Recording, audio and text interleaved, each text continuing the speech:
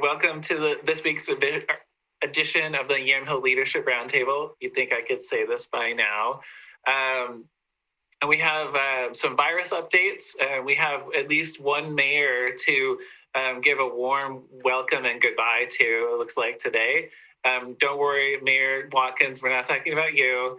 And then we'll hear a little bit about the ongoing case counts. And I'd love to hear from our business leaders about moving out of coronavirus land. So, but I'd like to, so first, the governor, I believe, just announced, I was driving, so I didn't really hear a lot of it, just announced that we did go over as a state over the kind of the line that she had set for hospitalizations. And that meant that 14 or 15 counties are moving into the extreme risk category because the number of cases in their community have exceeded 200 new cases per 100,000 people over 14 days. Yamhill County remains in the 100 to 200 range now, but we have moved to the higher risk category.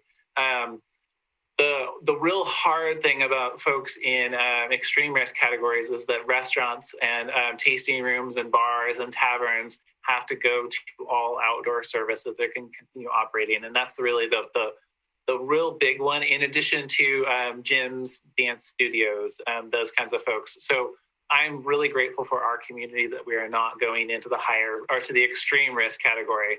But we still have a significant amount of spread in our community. We had 53 new cases between Friday and Monday, which is really back up to what we were at in January and February. On the bright side, at least for our community, is that we continue to get a good number of vaccine doses into the county, and people continue to sign up for the vaccine clinics. What I'm hoping is that at some point we have an opportunity to set up just a 24 hours a day, 7 days a week walk-in clinic. So you don't need to go through all of the signing up and looking for an appointment, that you can just go and get it. That is my hope going forward. Right. And with that, we do have, again, everybody over 16 and over is eligible. Joya, you looked like you wanted to say something, though. You mentioned vaccines, and I happened to swing into Walgreens today, and they have 50 extra Pfizer vaccines for anyone who needs a vaccine, either a first or a second dose. And so they're looking to get those in people's, into people today, if anyone is interested. Great, thank you. And on the follow-up email, I'll send that out to people. It's the Walgreens in McMinnville. Yes, they have 50 doses now. She's telling everybody that walks in the door, so those could all be gone.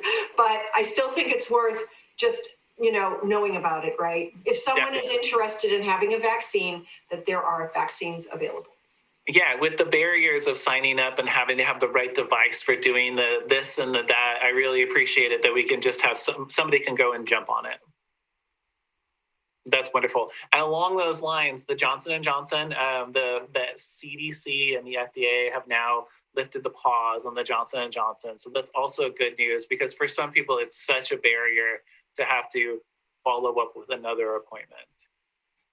It's been especially good for folks in our who are homebound. Mayor Watkins. Yeah, just a quick question, kind of a noodling here from you guys. Commissioner, I posted your comment on our I Love Living in Carlton page the other day, just to get people, let them know.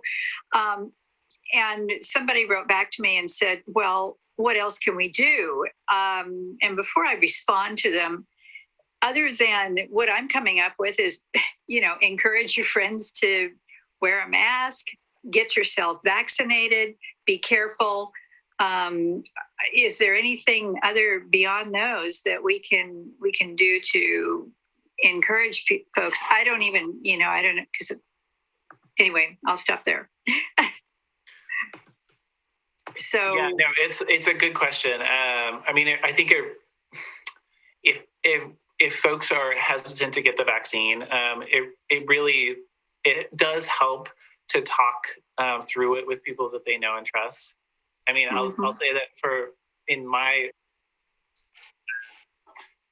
my mother, who's been a nurse for 55 years, was initially very hesitant about getting the vaccine. And we just talked it through. It wasn't like I was trying to convince her to do something she wasn't going to do otherwise. And the next time I talked to her, which is, I'm terrible, so it was like a week later, she was like, "Hey, I got my first dose." And now she is the lead jabber for Lee County. She's been running, she's been jabbing at all of their mass vax clinics. So for her, it was like she just needed to hear from her son that it was probably going to be okay. Mm-hmm. Yeah. Well, that was, I was thinking about encouraging people to go ahead and get it, or just, at least wear your mask. There's so much resistance to that. And I thought, why don't you just get a mask that says, "Look, I'm wearing this. I don't really believe in COVID, but I'm wearing this to make you happy." Let people get their opinions out there in some way. Right. Along those lines, I also saw today that the CDC has said that you, once you're vaccinated, you really don't need to be wearing a mask in outdoor settings. And Joya is going to add to that. And I just realized we haven't even done introductions, but whatever. We'll get them. I think we're so excited that we can actually, there's light at the end of the tunnel, it feels like. And I think there's a lot of excitement about that. But the CDC also said, and those who are unvaccinated can go outside without masks in some cases too. So that is good news for those who don't want to wear a mask outside as well. And I confess that I was following both the CDC and the governor's announcements while trying to be in meetings this morning. So if I'm not completely caught up, that's why. Yes. So thank you for adding that.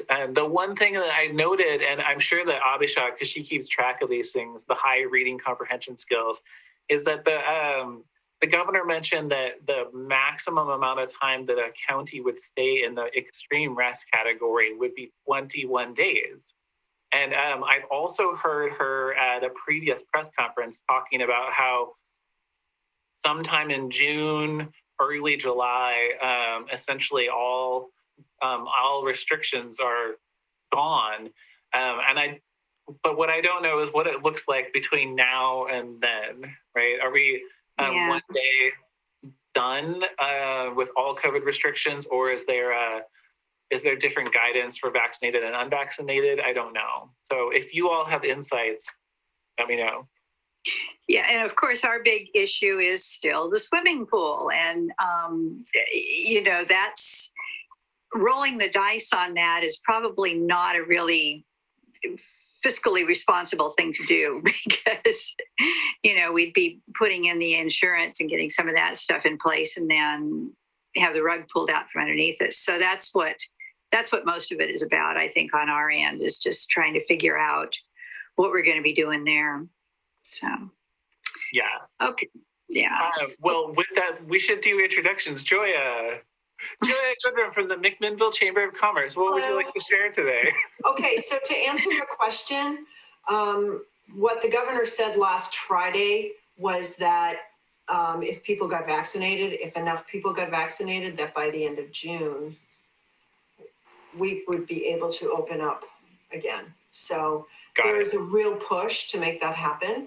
And there are some people that don't want to have a vaccine. And there are some people who are, clamoring to get one. So I think it's an individual decision, right, for some people. So anyway, that's what I know about that. And then the Restaurant Revitalization Fund today had a webinar at 11:30 this morning, and they have another one tomorrow. And we sent that out to the restaurants, to all of our chamber members, but I also sent it out to our restaurant chamber members, but also our chamber, all of the members. So they got that as well. And then I included some information on the 15 counties today that the governor was sending into extreme risk. So that's pretty much my update. Lemonade Day's coming up in August. We can't wait. And we're still not sure what we're doing with Turkey Roma. So I'm not going to say anything about that yet. Thank you. And so, Joy, I have a question. Anybody have questions for Joy? I have a question for Joy.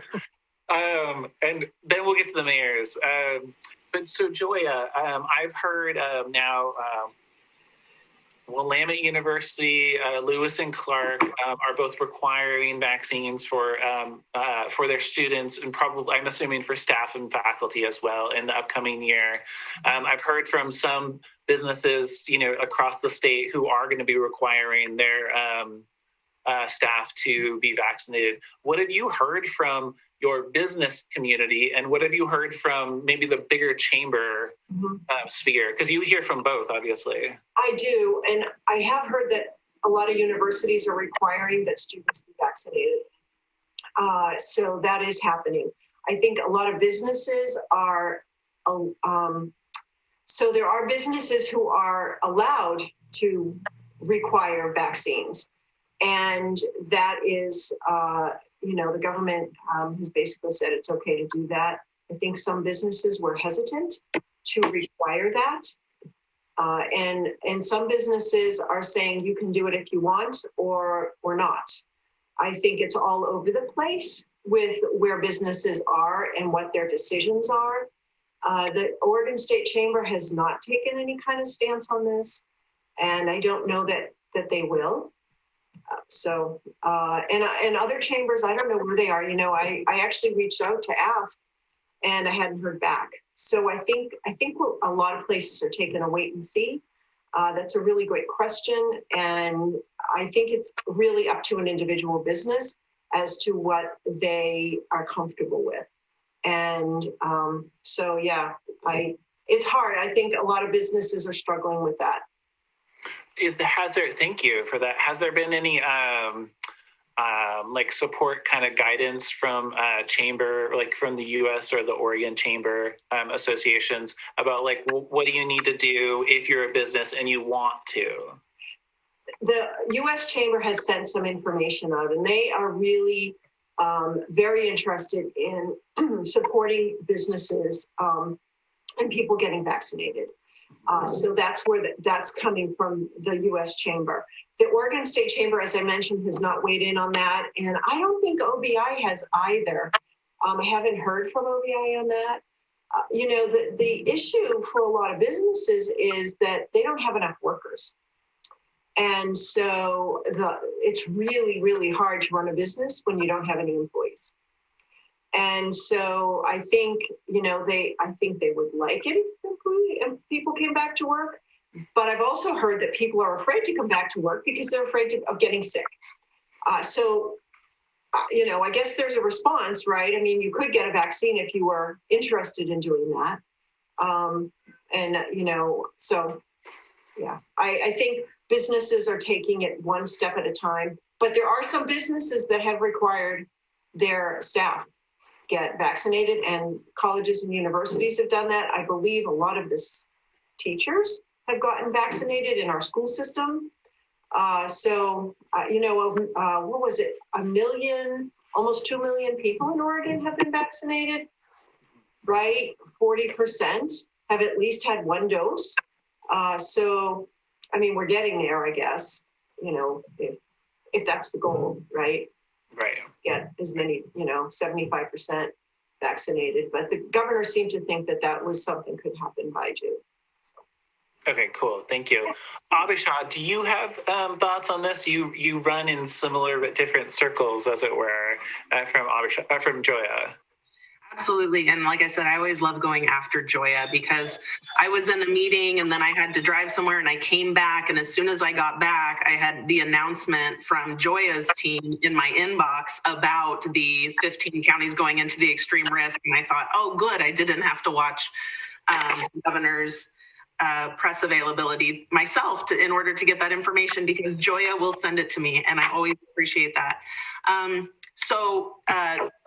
Wherein Joya was expressing some gratitude for kind of seeing the light at the end of the tunnel. SEDCOR does cover a 3-county area, and 2 of those 3 counties have gone back into extreme risk, Marion and Polk counties. There's obviously a huge impact to our businesses.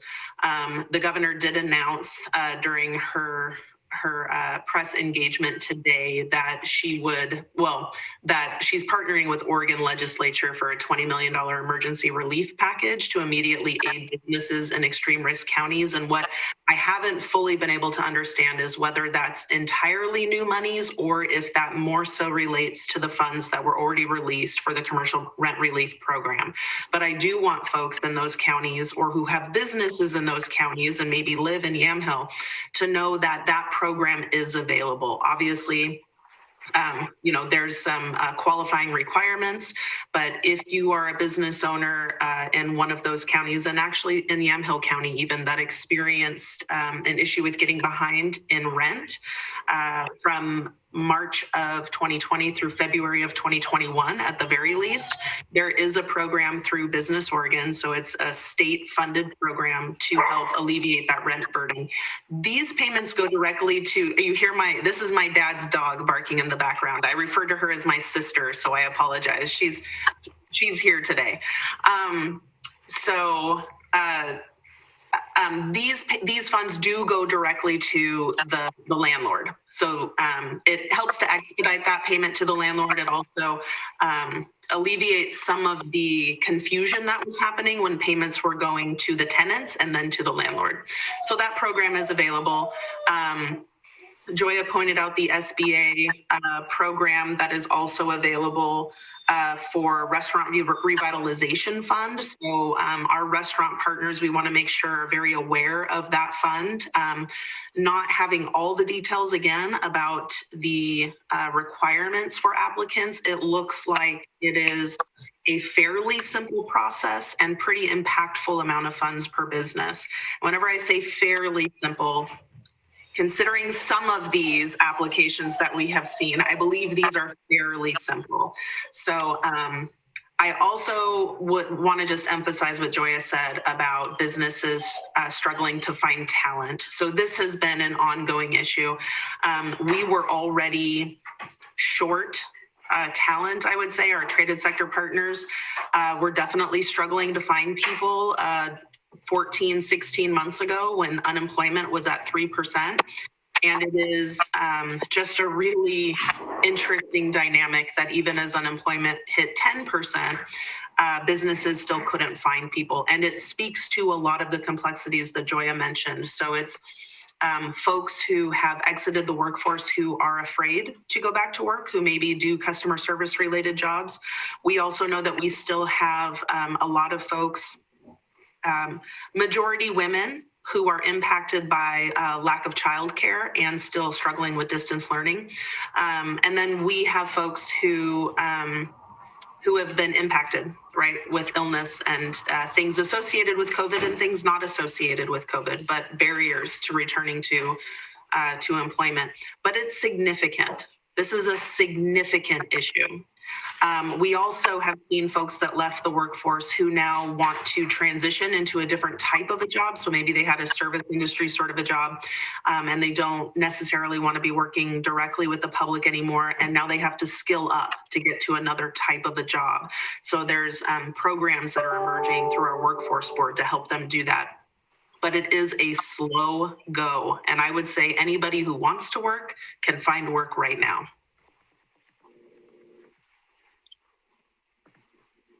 Excuse me, I have to talk.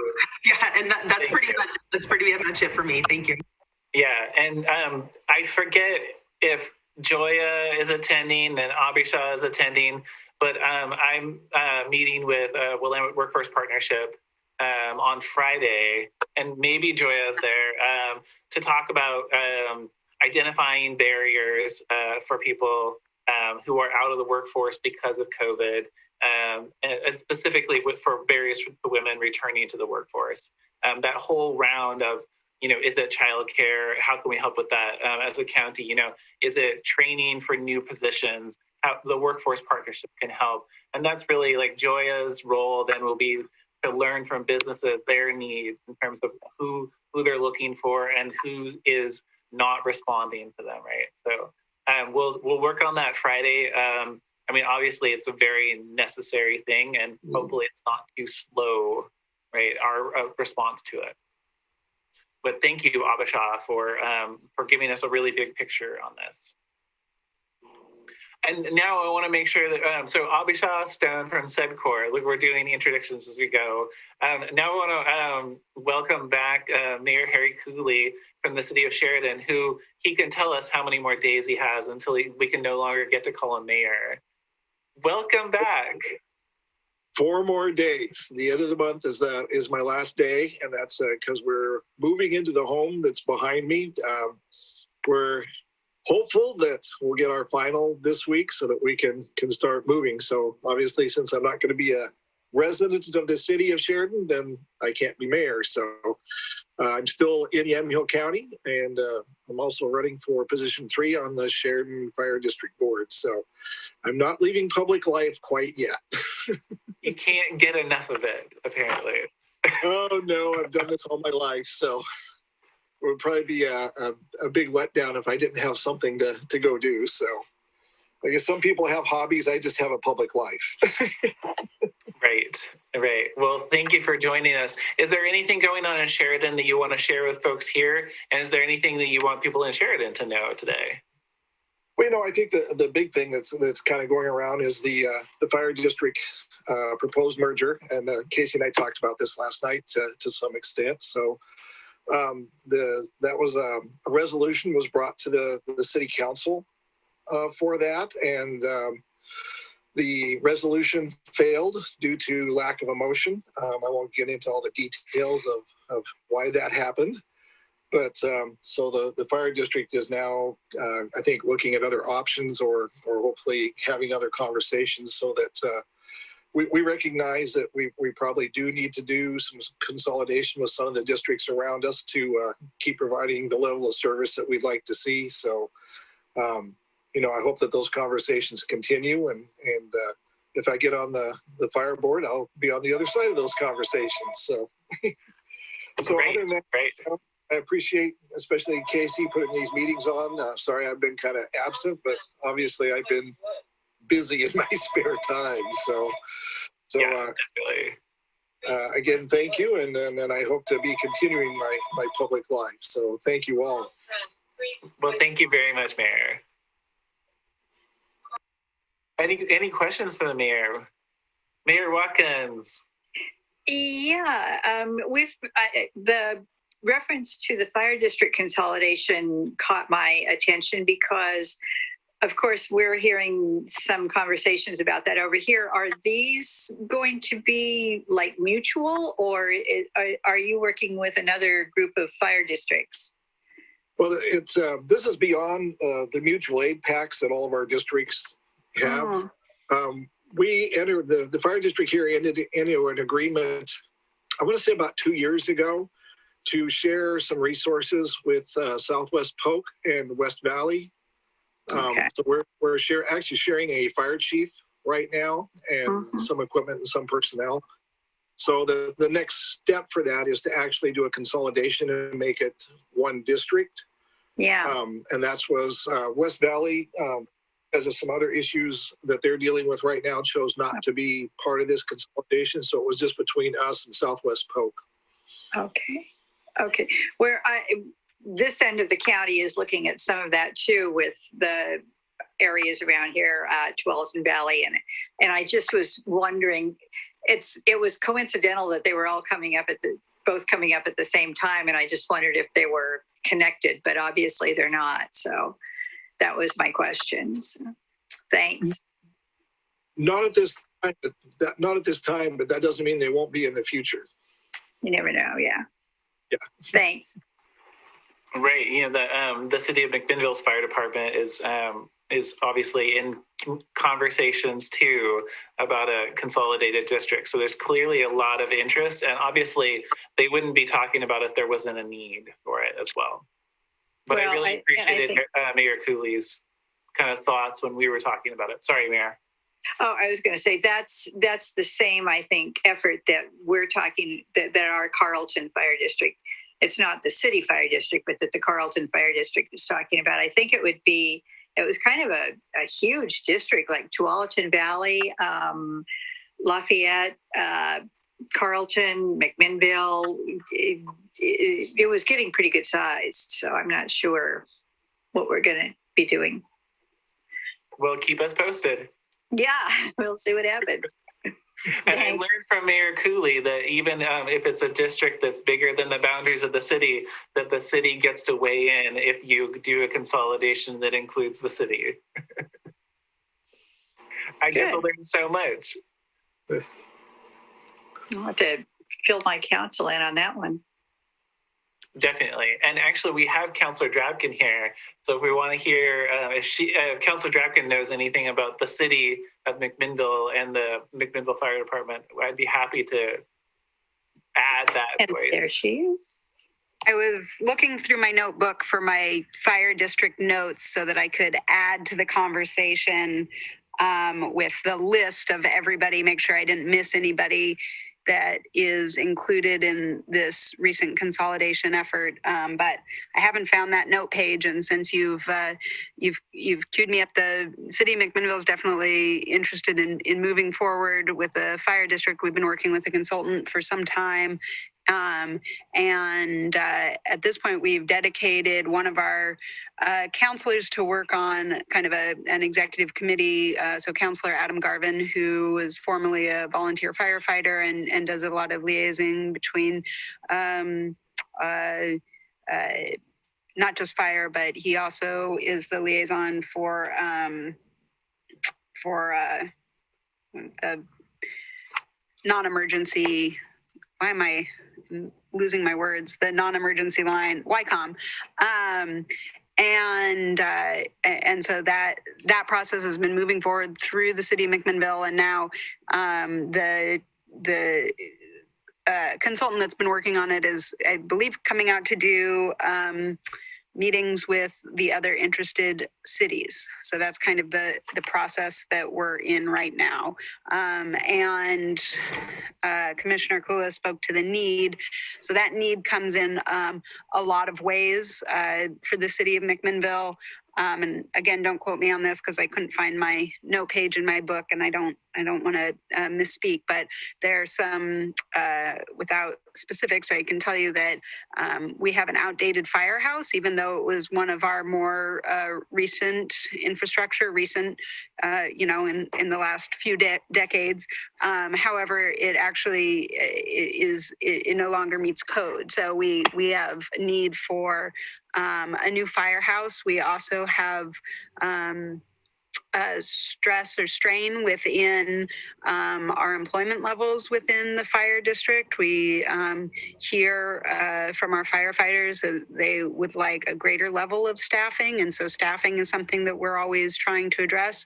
And then, we run a lot of ambulance service as well. And so there's a lot of crossover between those two departments, and something that fire measures itself on regularly are response times. And so that's something that we're looking at addressing as well through the potential creation of a fire district. That's what I can add right now without finding my notes. Thank you. That's super helpful to me, Mayor. So, Remy, is your fire station, is it the seismic issues that you deal? Yeah, we have a grant down here right now to update ours to meet those seismic issues. So we're well familiar with what's going on there. So even though these stations aren't that old, they just don't meet that new standard. And I believe that Representative Gomberg helped you get that grant. He did. It's like he popped in at the right moment. Must have heard your name mentioned, huh? I thought you'd been sitting there for the last half hour saying, if Gomberg suddenly applies to come in, we should be talking about seismic grants for the fire department. What timing? Well, welcome, Representative Gomberg. Since I know that you have a very busy schedule, would you like to give us an update to the community and to the people here? Well, I've been in 5 meetings today, and every one that I've logged into, they've been talking about money I got for their community. Congratulations. Although, much less facetiously, I will tell you that the Ways and Means Committee, which is the budgeting committee, of course, has just completed the last of 5 public hearings that they've conducted around the state. And, you know, these are 2.5 hour meetings and people are given 2 minutes each. So we were able to get through about 60 people talking about their priorities, their concerns, their interests. And the last one on Saturday, there were 170 people signed up for it. So that'll give you an idea of the interest and also the frustration that 2 out of 3 people didn't get a chance to speak. But there were plenty of speakers from House District 10, including our own Sheridan superintendent, who was talking about the proposal that I'm supporting to acquire career technical education facilities across the street from the high school and purchase that property, purchase the buildings, and purchase the opportunity to really better prepare our kids for the jobs that we've got available. Honestly, I don't know where these proposals are going. 2 weeks ago, the legislative leadership said, members, we want you to go out into your communities, find out what they want to spend money on, and come back with a list. And we want you to be as aspirational and ambitious as you like. Well, I took 50 proposals. I narrowed them down to 12 and came in with an ask for about $40 million. But by the time you get 60 representatives and 30 senators all putting their list together, the request totaled out more than $35 billion, billion with a B. And this is all for about $1 billion in money that's available, which is a long way of saying that most of these proposals are not going to get funded. So we are continuing to advocate, and we are continuing to look for opportunities. The latest news is that they have decided they're just simply going to, rather than sort all this out, they're going to give each legislator $2 million. Well, I've got 12 proposals, each of which totals more than $2 million. So it's kind of like having to decide which of your children you love the most. But we're going to be working to try and sort that out, and at the same time looking for other opportunities in other budget pockets to fund as many of these really important programs as we can. So that's what's going on the budget front. Policy-wise, bills are moving ahead. Why don't I just stop at this point, because I would expect that some of you have got questions for me. All right. Well, it looks like Mayor Watkins unmuted herself. Just really quickly, I was going to suggest, why don't you just do a lottery? We'll just get everybody together, rock, paper, scissors, and go for it. I know. I just wanted to thank you. I understand that you were visiting with our new city manager, who is pretty well known to you. So I appreciate the help and the guidance that you were giving her. And we really thank you for that. So that was all. Indeed, thanks for saying so. And yeah, I mean, I joke about when I go to Chamber of Commerce luncheons and they ask me to draw the ticket for the door prize, and I said it's what makes one person really happy and everybody else unhappy. This is what it's feeling like. Yeah. Abishad, did you have a question? I do. First of all, thank you so much for giving us an update about how this process is going. I worked with Representative Noble on submitting some projects as well, and there was tens of millions of dollars worth of great projects that SEDCOR was supporting in those requests. And I'm sure, as many others, I know Councillor Drabkin also worked with some folks in McMinnville on a housing project that got submitted. And there was just a lot of great projects getting submitted throughout the state. So I want to make sure that I heard you correctly as we move forward. That had absolutely been our question, as we heard that these were going before Ways and Means, is what next? And I think I heard you say that it had been decided that each legislator would be given $2 million to put toward their local projects. Is that a decided and moving forward, or was that a recommendation that might occur?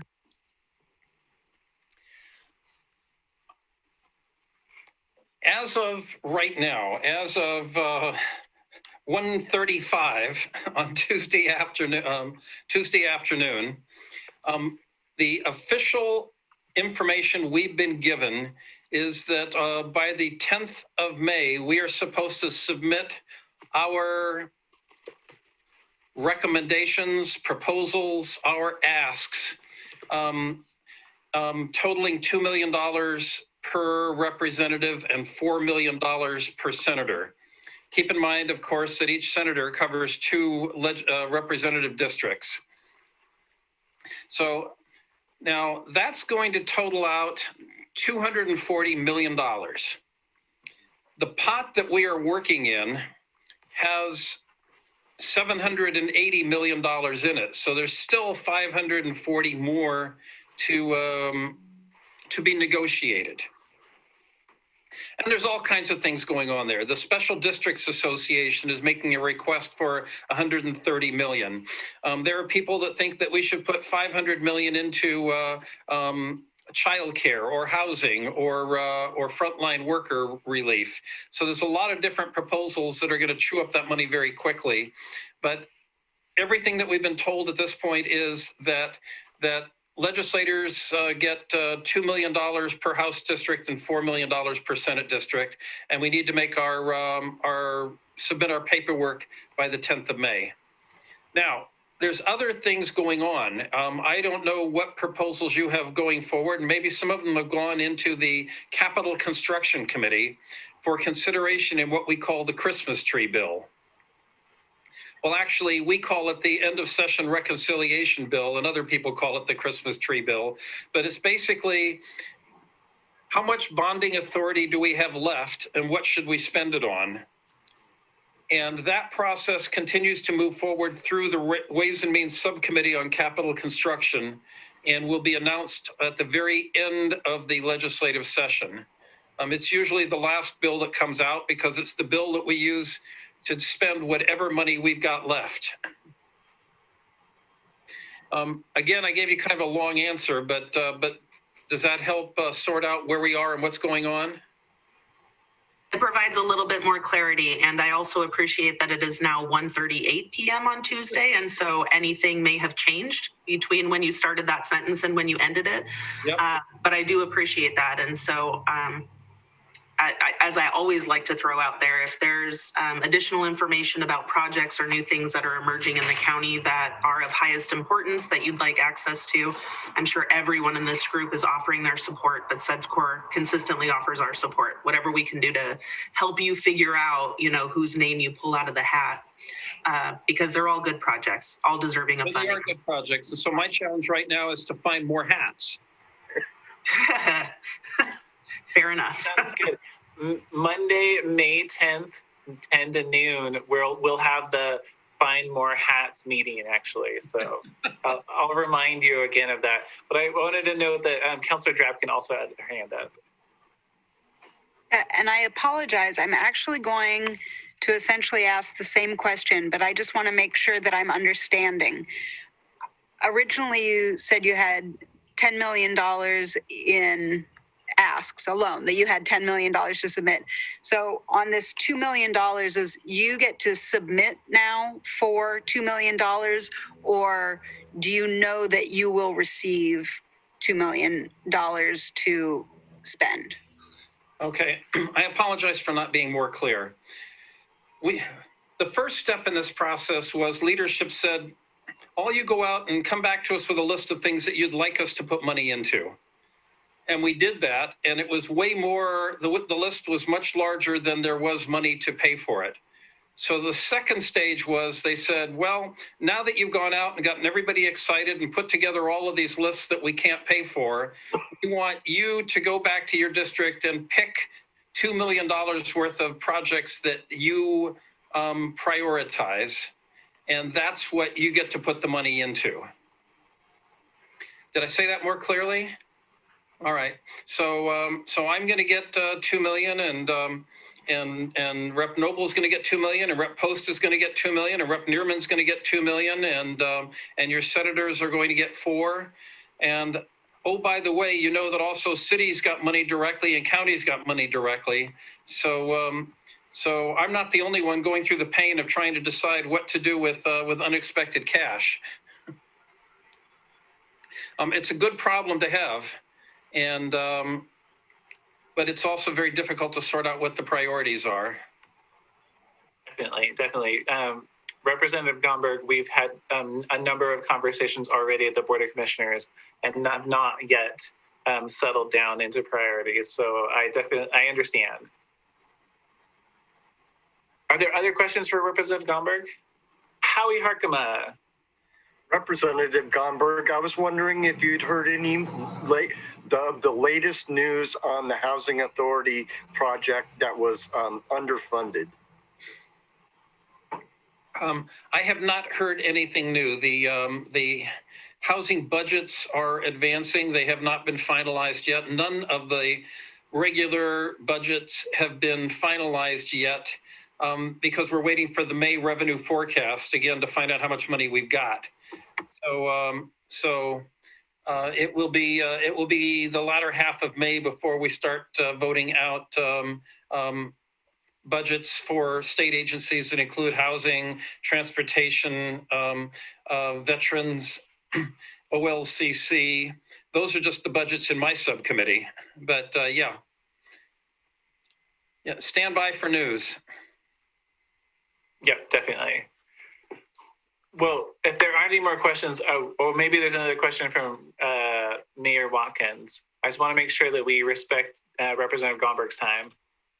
All right, thank you so much. Well, excuse me for popping in and popping out, but wanted to answer any questions you had, and I'll try and be back with you next week. Great, thank you very much. Thank you, Representative. I want to make sure that we have, I'm sorry, Councilor Drapkin, sorry, Mayor Cooley has a comment.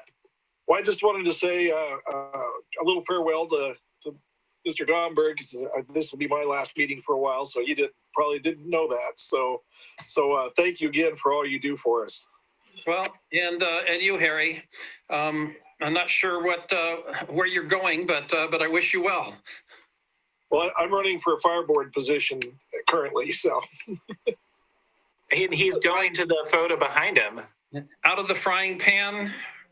Yeah. Pretty much. Be well, everyone. Thank you. Yes, thank you. Thank you. Well, Councilor Drapkin, we have heard from Mayor Cooley. We have not yet heard from Mayor Watkins, but I want to make sure that you have an opportunity as well. Councilor Drapkin, what would you like to share today? And thank you for giving us an update on the fire board. Yeah, thank you. I don't have much of an update today, so I don't want to take much time. We have a great council meeting tonight, but I would be reporting too early because we have to see how things go. So come to council tonight. Thank you. That sounds good. Thank you very much. All right, Mayor Watkins, what would you like to share with the community beyond the things we've talked about already? Yeah, it's been kind of started out last week as a busy week. We were in meetings most of last week. We did get to get the ODOT team up to Carlton to have some visits with some of the stakeholders in the realignment of Highway 47. ODOT is expressing pretty much their conviction that this is what we're going to be doing. They've gone back and forth enough, and they've just said, they've got a couple of more steps to get through, I think, their board and get the final changes on the STIP. But basically, we're going to be looking at a realignment that will, I think, construction they're looking at right now starting in 2024. But we've been spending a lot of time with ODOT staff with that, and also their sidewalks and safe routes to schools programs that they have. So we've really feel like we're getting a little bit of a grasp on those two things, which have been something that we've been struggling with for a while. And yesterday we got to spend, hi, Abisha.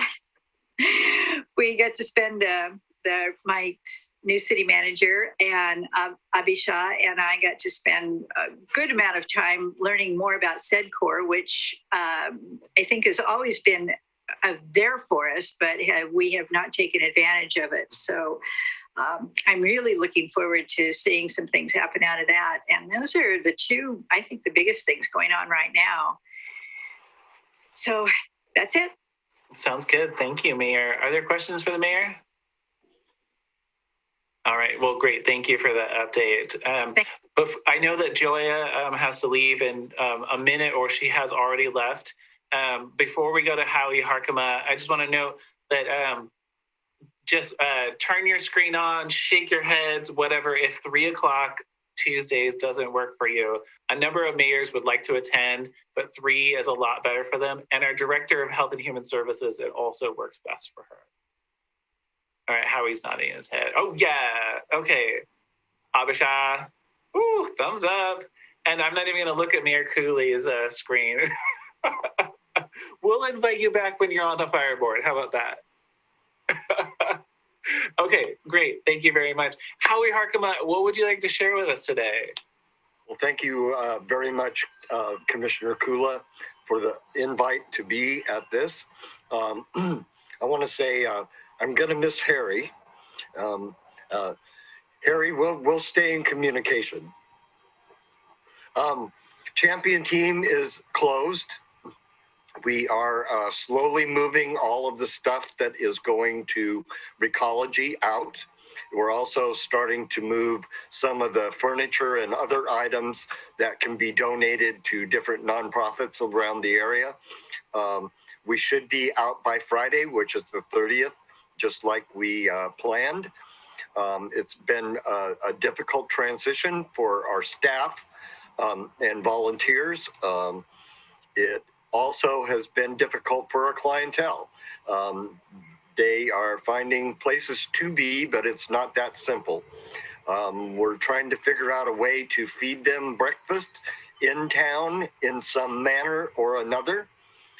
Carrie Martin and her mother might end up doing the breakfasts Tuesday, Wednesday, Thursday of this week by dropping them off at Champion Team and having one of our staff take them into the areas where we know our homeless population congregate, so they can have their breakfasts as well.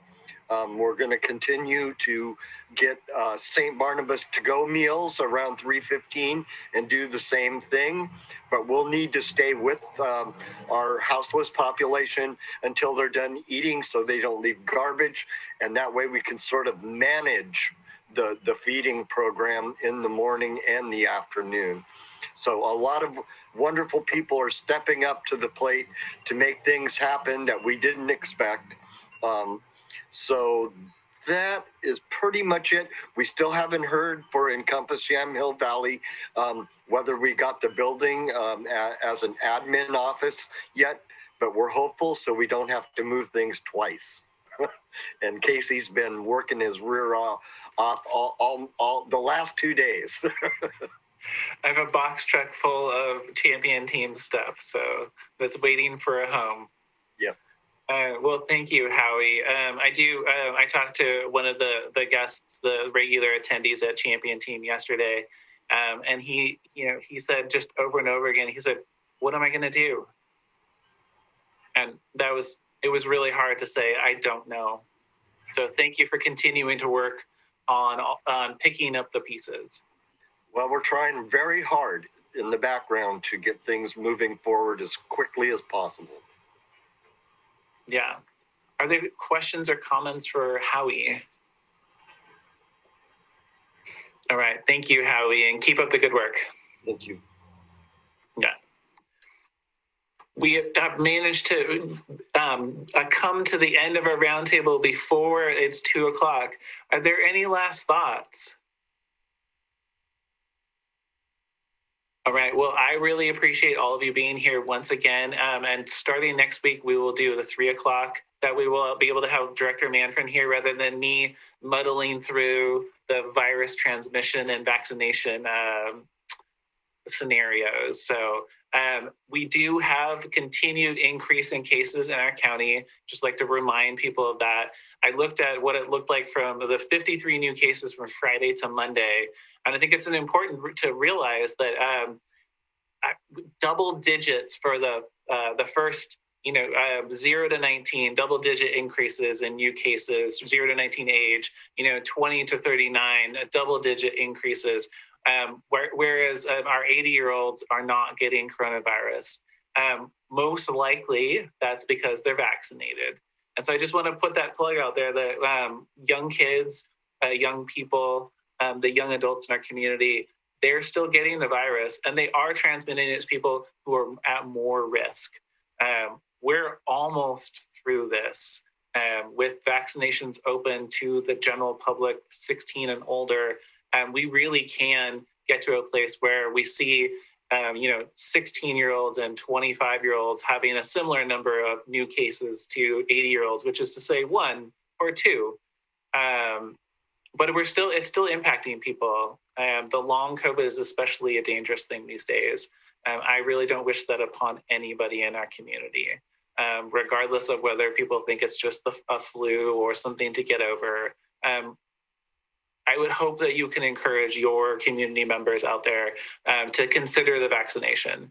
There's a lot of information out there, and there's a lot of people sharing information that's not accurate. And I see it all the time, and I hope you will also consider reminding people of where to get accurate information. So thank you very much. And we will see you. And thank you, Mayor Cooley, for all of your work for this community.